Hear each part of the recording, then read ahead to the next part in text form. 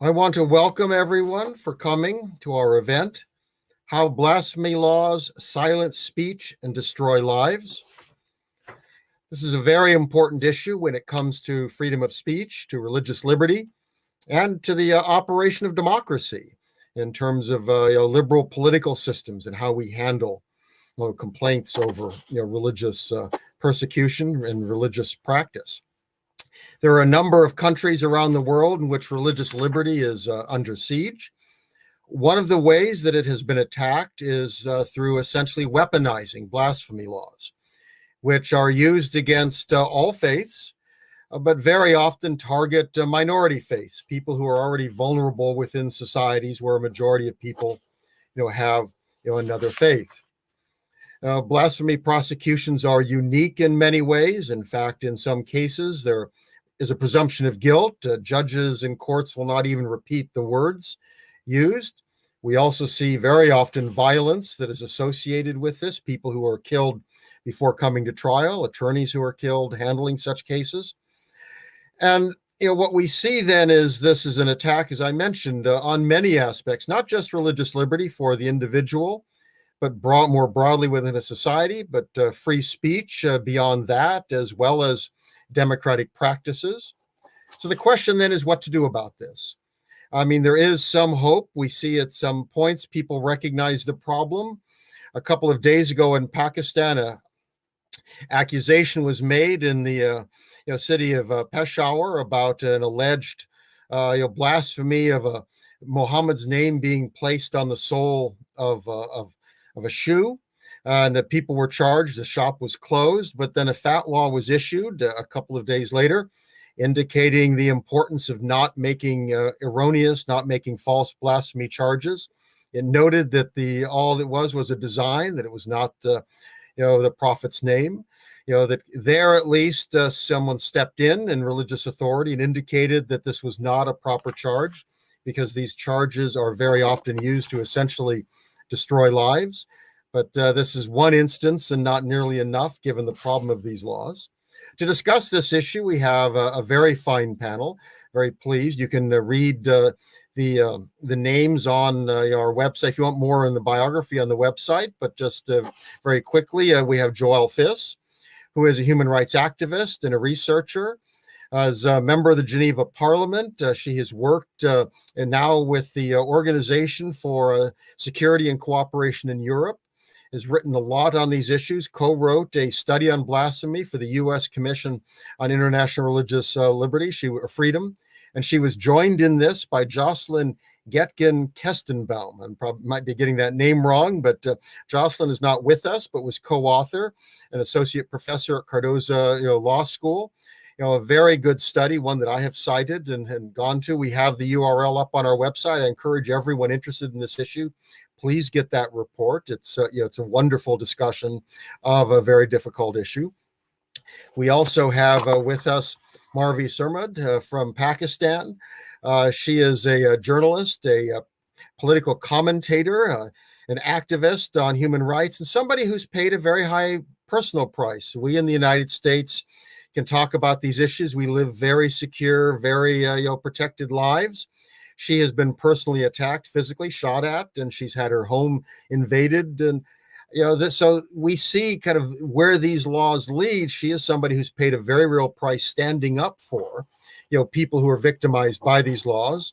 While Joelle is going to talk broadly about the issue, Marvi's going to focus on Pakistan, which is perhaps the most problematic state, and an issue that she can discuss, again, the impact on democratic practices as well as individuals. And then we go to Mustafa Akyol. I'm proud to call a colleague of mine here at the Cato Institute. He's a senior fellow with the Center for Global Liberty and Prosperity. He is a journalist from Turkey. He's somebody who has stood up for democracy, and that has been increasingly difficult, in Turkey. We're very glad to have him with us, though we wish that Turkey was a more hospitable climate, these days. He has also written, very elegantly and on issues of liberalism and Islam.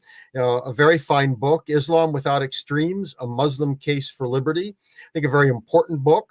It's very easy for Westerners of different faiths to say that Islam should be one thing or another. It's extraordinarily important to have somebody who is a Muslim within the Islamic faith talking about these issues and looking at how one kind of deals with them. And he's also paid a bit of a price. He was arrested by the religious police in Malaysia when he came to speak about his book, and it was not appreciated. Thankfully, he was quickly released, but this again shows these kind of issues we're dealing with, that even very responsible, non-blasphemous treatment of these issues, that dealing with these difficult issues can be a problem. Where each of them is going to speak for 8 to 10 minutes, then we'll move to your questions. We'd love to have your questions. You can put them up on Twitter. We're going by hashtag Cato Events, on Facebook, on YouTube, and we will pick from those. And we might not get to all of them. We hope that you will understand that, but we look forward to a very good exchange. So, Joelle, would you like to start us off? Yes, thank you very much, Doug. And I would like to, express my warm thanks to the Cato Institute and Mustafa Akyol in particular for inviting me to this event. It's an honor to speak to you all. As Doug mentioned, this research took 2 years to accomplish. It was the result of a great collaboration between myself and the Human Rights Law Clinic at Cardozo Law School. And nothing would have been possible without my co-author, Jocelyn Getgen, as was mentioned. And of course, nothing would have been possible either without Elizabeth Cassidy and Kirsten Lavery from the US Commission on International Religious Freedom. So thanks to all of this team, because it was really a teamwork. Now, what did we try to do? We really tried to produce a snapshot in time, basically, to capture states across the globe and how they enforce blasphemy laws within their country during a 5-year period between 2014 and 2018. And so we literally examined every single state action across 84 countries where we recorded blasphemy legislation, and we inspected all the different kinds of state agents. So I'm speaking about police officers, security agents, prison officials, prosecutors and judges, basically all state and judicial authorities. And we found a treasure of findings. And unfortunately, I'll only be able to highlight a few of them, but I hope that it will be interesting enough for you to be able to pick up the report, and as Doug very warmly recommended, for you to read. So just some general remarks before getting into the statistics and maybe overwhelming you with a bit of figures. It's important, first of all, to know that all of these criminal blasphemy cases occur in the context of broader religious freedom violations. So that's very important to acknowledge. You have all sorts of different freedom of religion or belief violations, such as bombings, assaults on places of worship, desecration of religious sites and or symbols, hate crimes against individuals, other types of, assault, hate speech, harassment, verbal attacks, discrimination, etc. And you can't isolate blasphemy-related incidents from these other events in a country, notably, general, broader situations of violation of freedom of belief. Now, another important point is that we noticed during the course of our study that there are different ways to enforce criminal blasphemy laws. Not only the laws themselves, but also through the enforcement of other laws, such as apostasy laws, anti-conversion laws, incitement to religious hatred laws, anti-extremism laws, and even anti-witchcraft laws, we discovered. So basically, these sort of allegations, blasphemy allegations, often are conflated with other forms of allegations as well, and that's important to bear in mind. Another important point that we immediately sort of discovered was that in both cases where states enforce or don't enforce the law, mobs can provoke a lot of violence and threats and injuries and death. And so, for example, I'm just going to give you one example.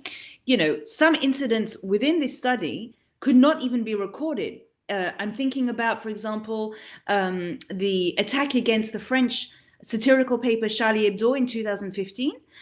Why didn't we record this event, even if it fits the timeline? Because France doesn't have a blasphemy law. Okay, so we only recorded in a rather conservative way all the events that pertained to a country in which there was an existing blasphemy law during that time frame. So that's important for you to understand that, you know, this study is just conservative and the tip of the iceberg, and there may be many more incidents that are not necessarily recorded. So what did we find? So we found, first of all, in the 5-year time frame, we found 732 reported incidents, and out of those, in 674 times, the state directly enforced the criminal law itself. And in the rest of the times, in 58 times, mobs were taking justice into their own hands. Now, what is very interesting is that 81% of all the cases that we recorded were actually identified in 10 states, which means that there is a great amount of concentration of blasphemy cases in 10 specific countries. And that is Pakistan, first of all, Iran, Russia, India, Egypt, Indonesia, Yemen, Bangladesh, Saudi Arabia, and Kuwait.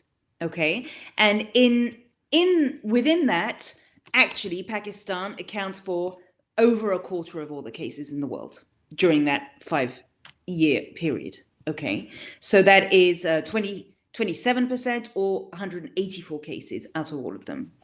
And we also noticed that there were regional patterns. The Asia Pacific and the Middle East regions were the two regions that accounted for 84% of the world's enforcement of all the laws. So that was an important finding. And a huge other finding was that the instances of violence, the incidents of mob activity, violence, threats, with or without state enforcement, took place in nearly 80% of all the incidents in only 4 countries. So the 4 countries where there is a huge concentration of violence are in Pakistan, Bangladesh, Nigeria, and Egypt. Okay, and finally, another phenomenon was that 75% of all reported cases and incidents were found in countries where Islam is the state religion. That's also an important finding. A few words about the phenomenon of mob violence. So it's important to bear in mind that violence can occur when the state enforces the law, but also when the state doesn't enforce the law. And when the state doesn't enforce the law, mobs, are stirred and they take justice in their own hands. And the fact that the public officials actually tolerate this means that, you know, they're responsible by omission because they do tolerate this civil unrest.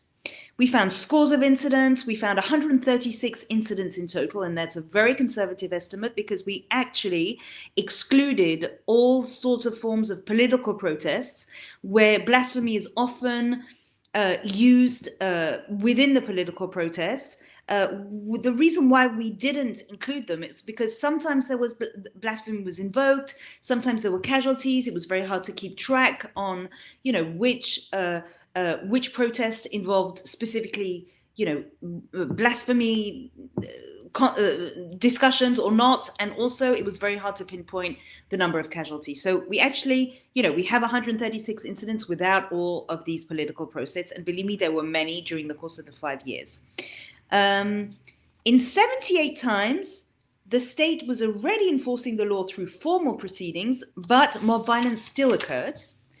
And in 58 times, the law was not formally enforced, but the individuals took justice into their own hands. Now, I'd like to say a few words about the victims. Who are they? Now, we tracked around half the cases, the religion or belief, identity of the individual. Okay, and in those cases, Muslims accounted for 56% of the persons arrested. Or punished or prosecuted. And the Shia group were the largest group among the Muslims. It's very important information because it shows that Muslims are the prime victims of these allegations, and so that this is not some form of Western agenda, as sometimes it's portrayed in the world.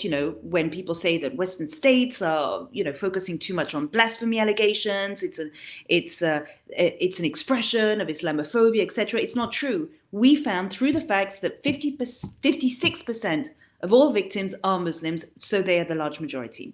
Other groups who are frequently targeted for criminal blasphemy law enforcement are Christians, 25%, atheists, 7%, Baha'i, 7%, Hindu, 3%. But that is only what we managed to find. So once again, there are many cases that I'm sure go unreported, but also the religious identity of the victims or the alleged blasphemers are not always reported in the media. So this is only through what we managed to find. What are the professions of these people? We managed to identify the professions in 61% of the cases, and the professions were very varied. However, we did notice some trends and patterns that are important. Now, often the following professions are accused. So we have lawyers, academics, religious figures, the media, artists, politicians or government officials, and human rights activists. And many of these can also be political dissidents in their own right, whether they are artists or bloggers or intellectuals or others. We also found incidents of extrajudicial violence, including torture or degrading treatment or punishment against the accused. And we found that in Pakistan, Iran, Algeria, and Egypt. I have so much more to tell you, but I hear that time is up. I have a lot to tell you on the laws, the good news, the bad news, where there were repeals, where there weren't. But I wait for your questions, and hopefully you will have many. Thank you very much. Well, I thank you, Joelle. I think that's a very good start, because it really gives us a sense of the breadth of these issues, and you can bring up those other substantive points during Q&A. I think they'll probably be of very real interest. And we move to you, Marvi. Thank you very much, Doug. I will begin by thanking Cato Institute for organizing this very, very important event. And special thanks to Mustafa, who reached me out and gave me this opportunity. Thank you very much. Joelle's excellent report and her presentation has, I think, fairly explained the context of the blasphemy laws in the Muslim world. As far as Pakistan is concerned, the context, the political and the sociological context leading to the creation of blasphemy laws and the problems emerging from the way they were and are implemented, it's very, very complex scenario. And I think too many hours will be will not be enough to describe all of them. So for the sake of this presentation, I'll restrict myself to present to you how these laws are impacting citizens' fundamental rights, fundamental freedoms, especially the right to free speech, right to hold opinions and express those opinions, and exercising their freedom to religion and religious expression. More than the law itself, as Joelle has just explained, the vigilante justice has become a more serious problem, especially in Pakistan. The law, however, provides basis to such mob justice. And the state institutions keep providing fodder for their short-term strategic benefits and for the fear of uprising, of the extremist elements. Not only the state, the non-state actors like, for example, real estate mafia and other cartels, the local criminals, and now even the ordinary person on street feels entitled to claim heroship by expressing intent to violence in the name of protecting Prophet's honor. Excuse me. Blasphemy, vigilantism is not only encouraged in Pakistan, it is actually celebrated. If you want to become overnight hero, the easiest way is to express your intent to kill someone, and you will become a hero. And if you actually kill someone, you are, oh God, you are a hero for all times to come. Uh, there are countless examples uh, from the public, from recent past, of people celebrating the killer of, Punjab governor who was assassinated in the name of blasphemy. The killer was celebrated. He was garlanded, and his grave is. I mean, he was handed over sentence, death sentence by the court, and it was executed. But his grave is now as a shrine, and people go there and pay their respects to a killer. And no government, no state institution would dare even condemn that. People will not call, we started calling Salman Taseer a martyr, a shaheed. And for calling that, Pakistan's sitting senator tabled a resolution in Senate of Pakistan back in 2011, 2012, um, uh, asking the Senate to vote for declaring me a blasphemer so that I could be put in jail and I could be hanged, executed. Of course, that sort of resolution was defeated. It was, no one wanted to vote on that. But and that is part of Pakistan's parliamentary record. But that can explain how deep the problem is. The mob, ordinary people, they were celebrating Mr. Petty's murder, the French teacher who was murdered by a 18 years old youngster. Another youngster, Mashal Khan in Pakistan, who was a student at the university in Mardan, Khyber Pakhtunkhwa province, he was lynched by a mob, and it was filmed, but perpetrators were still, they roam free.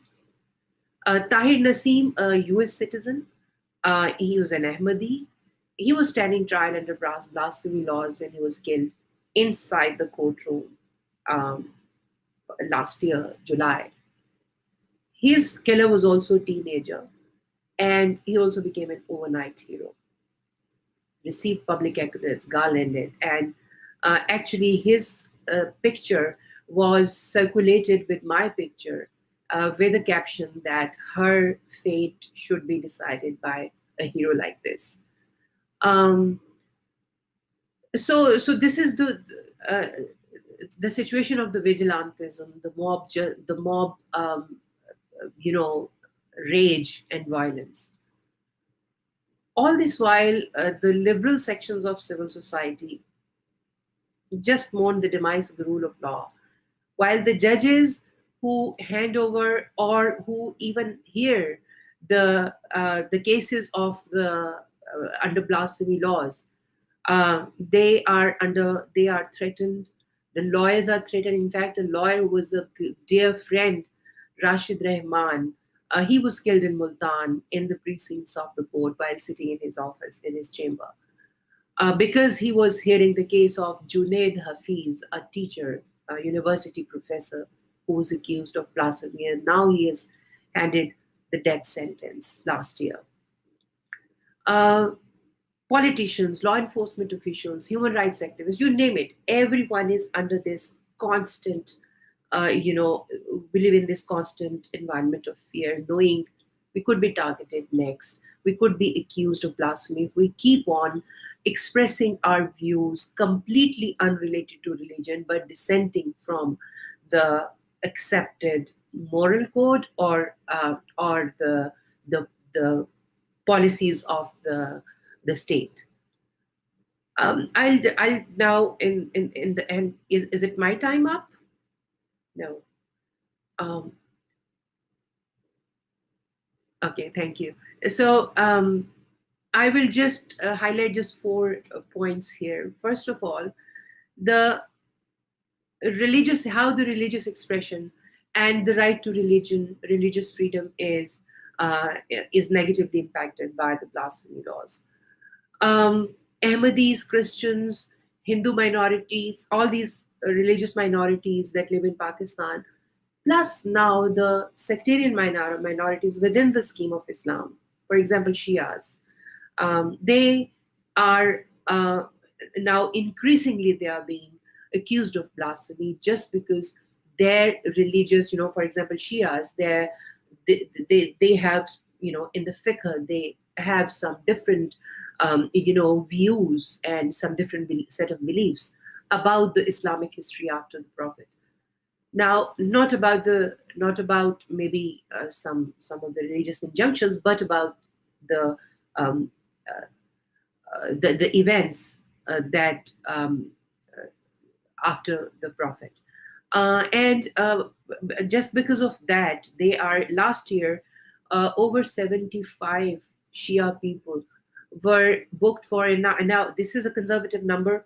The Shia community claims the number is much more than this. These are the official figures.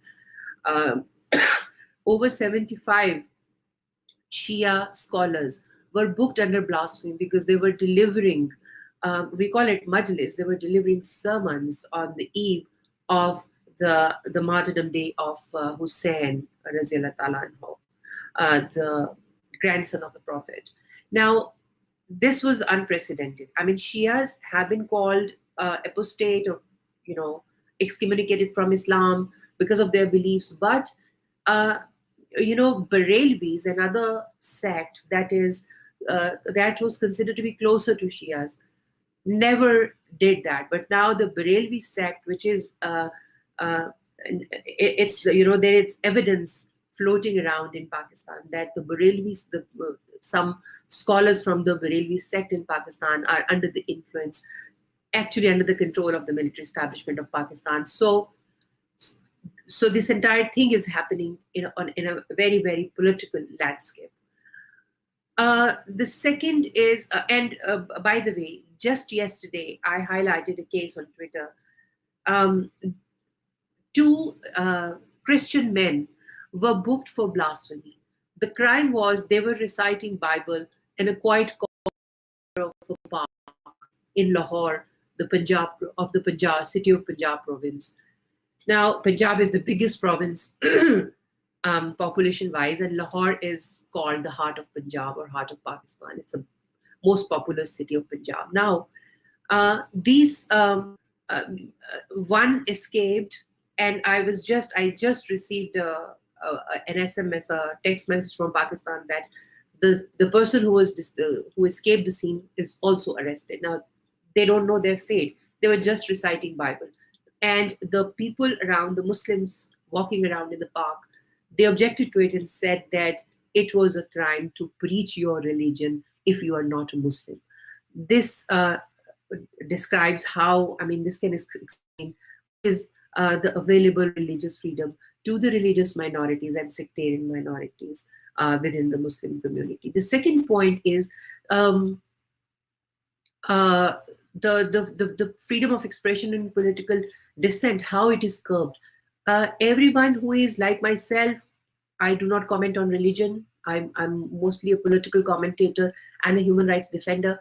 But people like us are being accused of blasphemy on one pretext or the other, because the blasphemy has become, if a state institution wants to kill you, they don't want to do it themselves. They can just outsource it by accusing you of blasphemy, because the mob will do the rest. And this has happened in the past with four famous, the bloggers case in Pakistan in 2017, when 4 bloggers were picked up by the intelligence agency in Pakistan, and the intelligence agencies do not have arresting power, so then they just abduct because they can. And they abducted and then ran campaign against them that they were blasphemers and they had committed blasphemy. Now, and they did not even discuss religion. They were all political commentators and were critics of the military's policies. The third point is, I'll take just 30 more seconds. The third point is it is by using blasphemy laws, it is very important to understand how political process is controlled by the military establishment or the deep state. These Barelvi groups were in 2017 supported to stage a sit-in and to topple the government. And their accusation was that the government has passed some law or changed some law that was could be interpreted as being Ahmadis being acceptable. So Ahmadis being excommunicated from Islam, called apostates or whatever. It was not acceptable to anyone in Pakistan, especially these religious elements.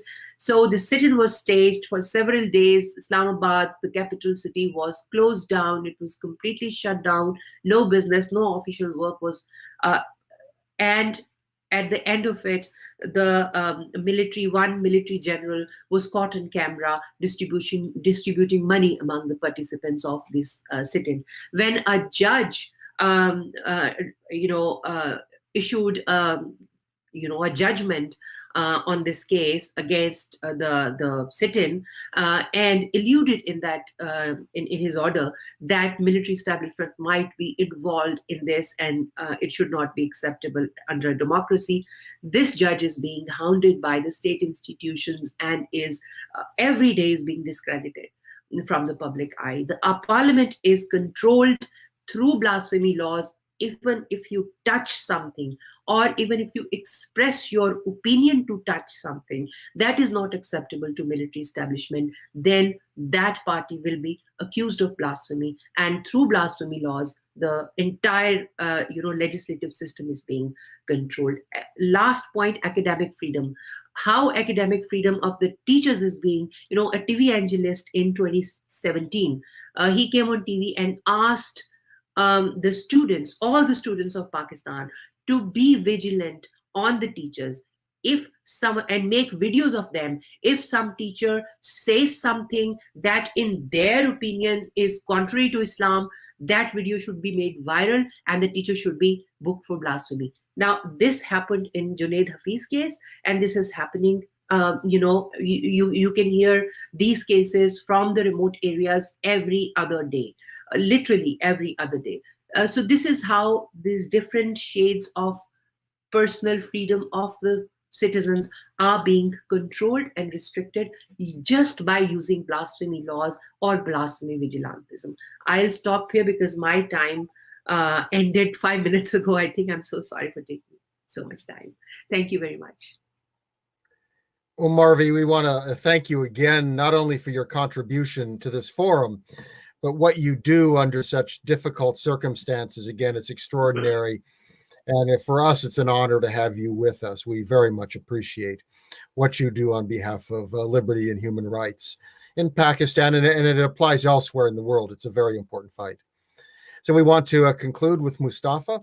And if you want to bring in how this might apply to Americans, some of our questions, which we'll get to, but there's an interest in how these lessons apply to the United States, Mustafa. So if you have thoughts on that, feel free to bring that in as well. Sure. Thanks to Joelle and Marvi for joining us at this Cato Institute forum. Joelle's report has been so enlightening. Not just Joelle's, but we should also of course, be thankful to Jocelyn Getgen-Kestenbaum, if I pronounce her name right. She's not with us today, but she co-authored the report, the U.S. Commission on International Religious Freedom report, which I was, reading sadly. And from Marvi, we are hearing about all the concerning details of the scene in Pakistan. Now, as a Muslim who's looking into these issues, and as someone who's been thinking about issues of freedom in Islam, this makes me sad, and it shows me that we need some work to do. And I think responsible Muslim clerics, opinion leaders, political leaders intellectuals have some work to do on this. And there are efforts, of course, for reforming blasphemy laws. A lot of scholars have written important articles. There are movements, there are calls in the Muslim world to getting away with not just blasphemy laws, but any other act of coercion in the name of Islam. That would include apostasy laws, that would include religious policing, let alone other forms of violence. Now, I'll say a few things from the Islamic point of view, Doug, if you allow me. First of all, I think we should see here that beyond religion, or even beneath religion, there's something else here play, what social scientists call sometimes honor culture.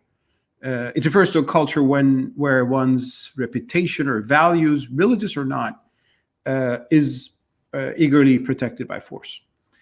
No wonder, honor culture leads to what we can call secular blasphemy laws. My home country, Turkey, as you mentioned, is a severe case of that. Since 2014, more than 60,000 people have been prosecuted in Turkey, and thousands of them have been given prison sentences for insulting not God or the prophet, but the president. This may, in fact, be the most severe blasphemy, one of the most severe blasphemy crises in the world right now, if we define the term blasphemy a bit broadly. But besides that, besides honor culture, nationalist pride, and all those sort of things that also suppress free speech, there's clearly an issue with understanding of religion and religious values and religious law in the Muslim context. So I'll say a few things about that. And I should say that the laws in question, for example, in Pakistan, people sometimes remind that they are left over from the colonial era, which is true technically, but those laws, most of the laws are in Pakistan or some post-colonial Muslim societies are left over from that era, which is a problem in itself, a grim era in itself. But they have been strengthened and they have been made more severe and more definitive with a clearly Islamic ambition to silence blasphemy. I call Islamic, relatively speaking, of course, not every Muslim would agree with that, which should bring us to an honest discussion about blasphemy laws within Islam as a religion, within the religious law tradition in Islam, the Sharia, and its interpretation by the jurists, the fuqaha. And when we look into that, we will see a clearly grim picture, and that is medieval Islamic jurists considered blasphemy as a capital crime. That is true for the four main Sunni schools and the main Shia school, the Jafari school. They all considered it's a capital crime, Sab Allah or Sab al-Rasul, which is insult of God and the Prophet. Those people who did this should be executed. They just disagreed on whether the blasphemer can repent or not. It is interesting that they were even harsher on the insult of Prophet more than God. For an interesting reasoning, they thought because God will punish a blasphemer on his own, he has ultimate presence, but the Prophet is dead and he's gone. We have to protect the Prophet on his behalf after he's gone. So those medieval verdicts in Islamic jurisprudence are there. It's death penalty for blasphemers. Not all Muslims are certainly eager to implement these laws. Many Muslims are not even aware of them, but some are.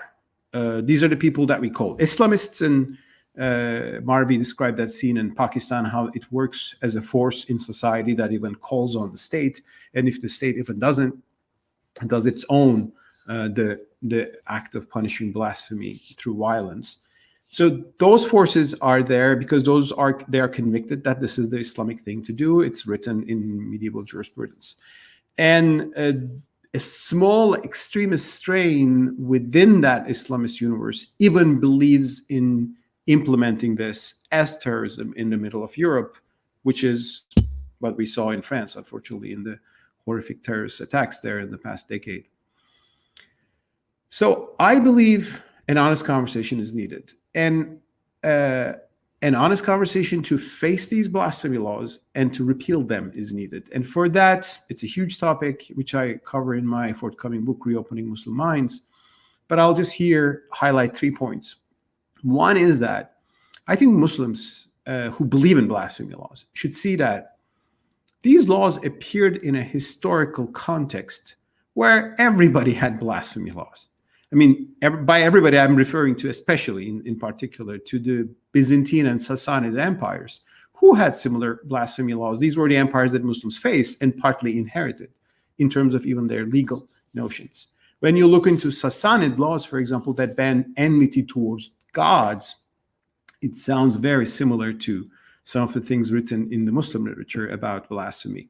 And so therefore, when Muslims look into what's written in their jurisprudence books, they should consider that maybe they're not looking into the eternal principles of Islam, but just a bygone, archaic era in human history.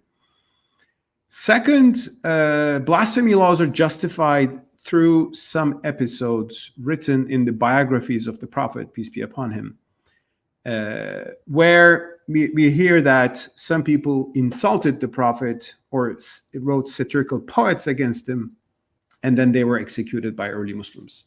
So this is taken as a precedent to establish blasphemy laws.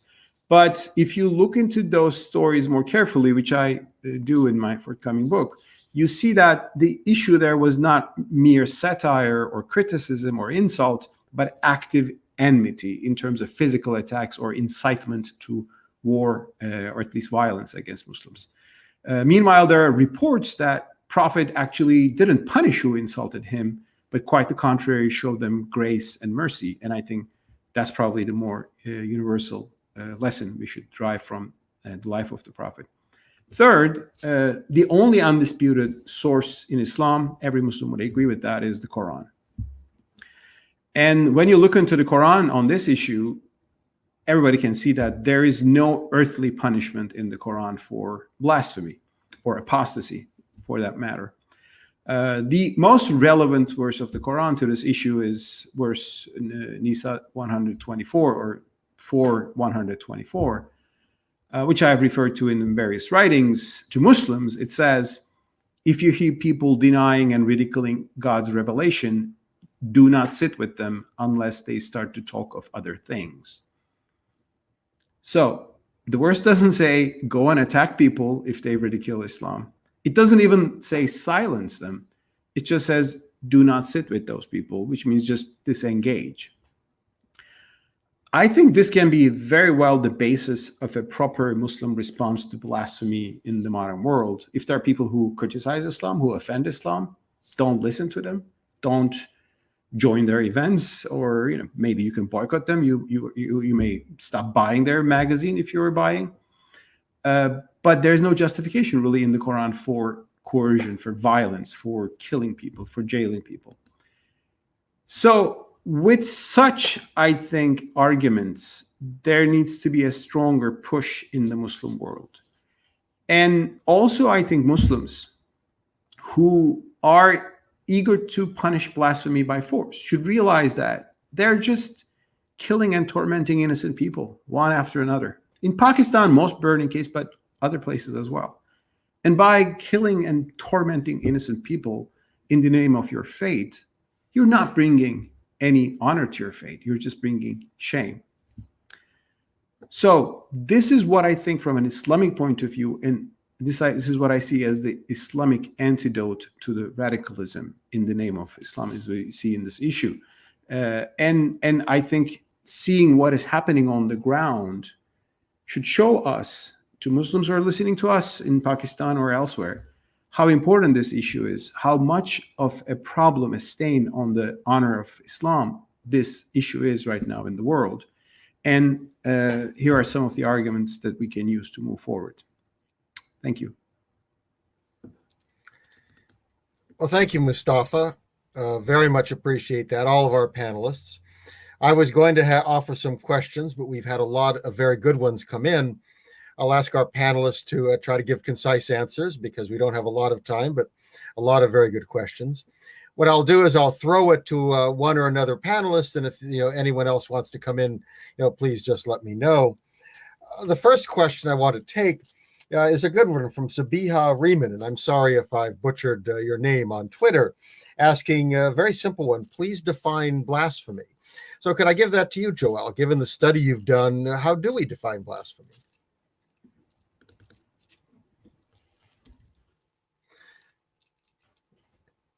Joelle, you need to turn up. Yeah, you're on the mute, microphone. Joelle. So sorry, apologies for that. We actually have a definition in our report. So, you know, I don't know if you want me to read it out to you. I totally can. It's committing acts of violence in the name of protecting God, religion, and the sacred. We have quite a sort of, you know, we have quite a restrictive, you know, restrictive definition that you can read yourself in the report. But for example, Mustafa was speaking about, you know, this secular blasphemy law in Turkey, where the insult of the president can create so much criminalization and so many arrests.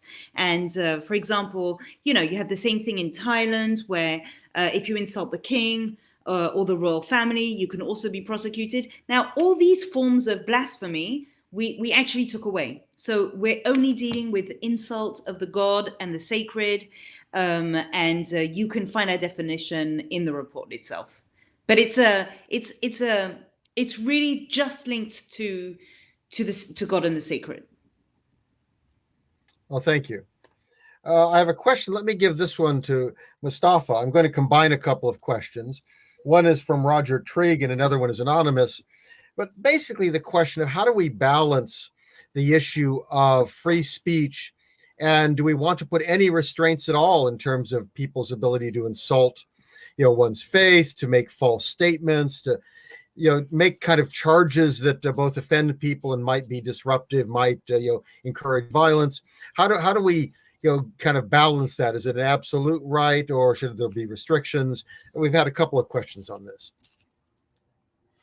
Well, I mean, this is a very good question, and I think this is a question for not just Muslims, but anybody, of course, any country and any civilization. And I think there are better criteria in the world established. I think U.S. First Amendment principles and the laws built upon them, and the Supreme Court decisions have established a good principle, that is, incitement to violence is a crime, but offense, insult, is not. And I think that is the right standard, because if you say, well, a certain kind of insult should be a crime, where do you stop that? Because insult is very much a matter of perception. I mean, Marvi pointed out to a very good example. If you're a Christian and if you read the Bible in the middle of a Pakistani city, some things in the Bible where, for example, I mean, the New Testament, where Jesus is, for example, defined as divine Son of God, will sound offensive to Muslims. They will say, oh my God, this is a heretical speech. This is actually insulting our religion. Even forget that. Think of Shia versus Sunni. As Marvi again reminded, Shia Muslims are being persecuted and targeted in Pakistan in the name of blasphemy laws, because some of the things that Shia Muslims believe about early Islam, about the companions of the Prophet, are blasphemous from a Sunni point of view. And if you take those Sunnis, and you know, some things they will say will be blasphemous in a Shia environment. So there is no end to trying to manage the sensibilities. And I'm not saying this as someone who thinks that people should blaspheme and it's a good thing. No, I think for social harmony, it's good if people are careful in their language in a respectful way. And I think that's a more constructive approach to society. But if you start to criminalize this, it might come to Pakistani levels, I mean, which are very concerning. Therefore, and I also, one more thing, to move forward within the Muslim world on these issues, one thing that has to be done is to be in the Western world more principled on those issues. I generally appreciate the US standards on free speech, but regarding France, when I've written recently an article which touches upon this, it's an insult in France to it's a crime in France to insult the flag or the national anthem. And typically Muslims who defend blasphemy laws show these things, saying that you see, actually you have these laws in Western societies. So I think we should raise the level of free speech within Western societies. And I think probably US standards are not bad. But in Europe, maybe we need to higher free speech so we can make the same argument on the same principle. And one thing here is that you cannot tell to people that, religious sensibilities can be insulted. It's not a big deal, but national sensibilities cannot be. No, that's not going to work. People have different sacrednesses, and you cannot ask them to give up one while protecting the other one. So that's what I can say on that question. Hope this makes sense. Well, thank you. Marvi, would you like to get on this? Your short comment? Yeah, I think basically I'm just uncomfortable with the concept of blasphemy. As Mustafa already said, it's quite subjective. Insult to religion or insult to any holy personage or a sacred text is it's a matter of disagreement. It's a matter of very personal kind of interpretations and very personal kind of concept of what do you consider insult. And I think if a religion is, if the divinity is being insulted, don't you think divinity is powerful enough to protect itself? And I think the blasphemers are the people who think they can protect the honor of the prophet. I mean, a prophet doesn't depend on you. Divinity does not depend on you to protect itself. So, so my view is quite dispassionate about this. If your sensibilities are hurt that easily, it means that you need to do something about your sensibilities rather than killing people around. Joelle, would you like to say something as well?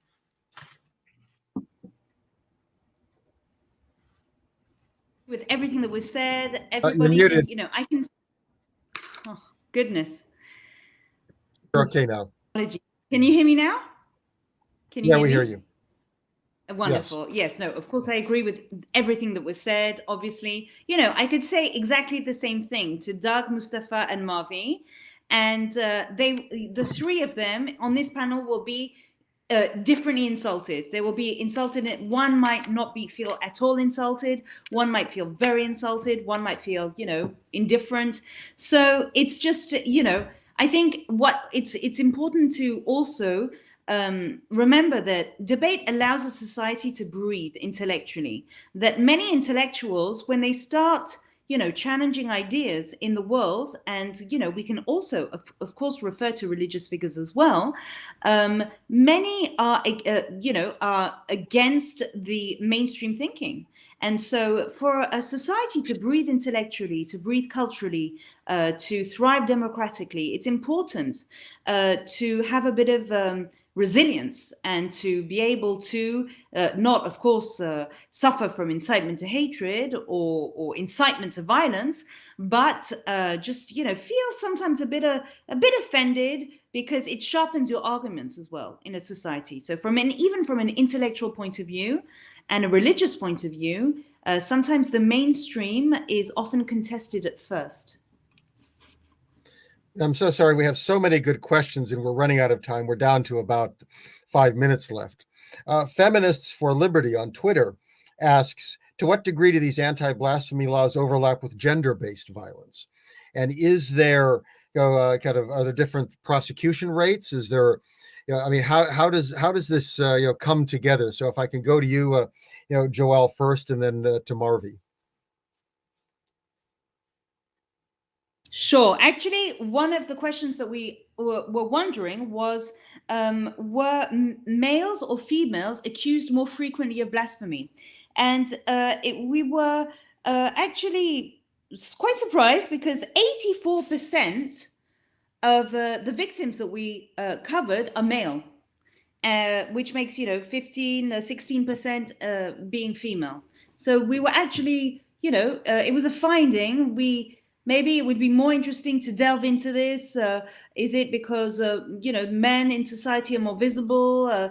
But of course, this doesn't exclude many different women who have been at the forefront of blasphemy allegations. I think of Asia Bibi in Pakistan and many others. Women have suffered as well, but according to our statistics, the larger majority are male. Just to a couple of minutes. Should I go ahead? Yes, please. Yeah, so I would agree with Joelle. In the specific context of Pakistan, for example, it is claimed by the larger society that being an Eastern and being an Islamic society, we are more respectful towards women. Although the practice says otherwise, but this is at least claimed. And I would agree with what Joelle said. If we look at the cases of blasphemy accusations, there are not many as compared to the men. Asia Bibi was a shocker. I mean, Asia Bibi actually shocked us all. A woman handed over death sentence. I mean, she was accused, and then local court actually sentenced her to death, and that was a big shock in Pakistani society. But now it is even this is getting common. The other day, Mustafa mentioned a case of a nurse, of a woman, a nurse who was accused of blasphemy and who was being beaten up by another woman. So if there is a gender, I think there's a class dimension to it more than gender dimension. If you look at the cases of the blasphemy accused, I don't have exact numbers, but I can say that 80 to 90% would be from the lower middle classes, the lower classes. So that and the religious minorities. I mean, not only the Muslim, non-Muslim minority, but the within Islam, Shias, Ahmadis, even in some cases Barelvis, etc. And most of them are men. And Mustafa, we have just a couple minutes left. Let me ask you a question that's come in from Kat on Twitter. Can you compare and contrast laws that enforce religion, such as anti-blasphemy laws, with laws that limit religion, such as the French hijab bans or Chinese anti-Uyghur genocide? Could you tie those to, again, just a couple of minutes left. I wish we had more time. Well, they are all intrusions in individual lives or the expressions of individuals. Of course, France is a liberal democracy. I cannot compare. But I have been critical of some of the illiberal laws in France, including the hijab, which is the headscarf ban. I think forcing a Muslim woman to put on a headscarf, as they do it in Iran or Saudi Arabia, is very authoritarian and unacceptable. Forcing a woman to take it off, not in the streets in France, but in schools or in public offices, if they are a government official, that's wrong as well. And there are now people in France for calling for broader, headscarf ban, which would be unacceptable. That's why I'm saying to help advance freedom in countries that have very low levels of freedom, we should raise the bar in the Western society as well. And France would be an example there. China is a whole different story. That's a totalitarian regime. I mean, and I think the campaign against Uyghurs can be called genocide now because of all the forced sterilizations and abortions. But China shows that when offensive speech, I mean, Muslims are also being prosecuted for offensive speech, whatever they say publicly about their religion, which offends the Communist Party of China. So, which is a lesson for Muslims to think that, well, if we think that offensive words, speeches, world values should be punished by us when we have the majority, think what happens when we are a minority repressed by an authoritarian majority. So I think there's a good lesson there to defend freedom everywhere, whether you're a minority which is suffering from authoritarianism or whether you're a majority which thinks authoritarianism is fine. Well, I thank you so much. As I indicated, we have an enormous number of very good questions here. I want to point out again that Joelle's report is on the Cato website. You can also get it. I also want to recognize the U.S. Commission on International Religious Freedom. They had a hearing on this topic back in December. I think it was December 9. Joelle spoke at that, as well as her co-author and a number of other activists and analysts. I recommend that as well if you're interested in this. I want to thank everyone who's come to watch this. It really is a very important topic. Very much thank our panelists. I think an extraordinary group of people who've done incredible work on this. And I want to thank, as any of these, we have people behind the scenes who actually make it all happen. Kiana Graham and David Tassi have been very active, sending me messages and making sure that the program has gone on. And of course, we have our conference department and others who've also been, very helpful. They really make this stuff go. We're just the front people for it. The video has been recorded. It'll be edited a little and put up on the site either by late today or tomorrow. So if you want to watch it again, or if you want to recommend it to somebody, we certainly, wish you would do so. So again, I want to thank you all and wish you a very good day.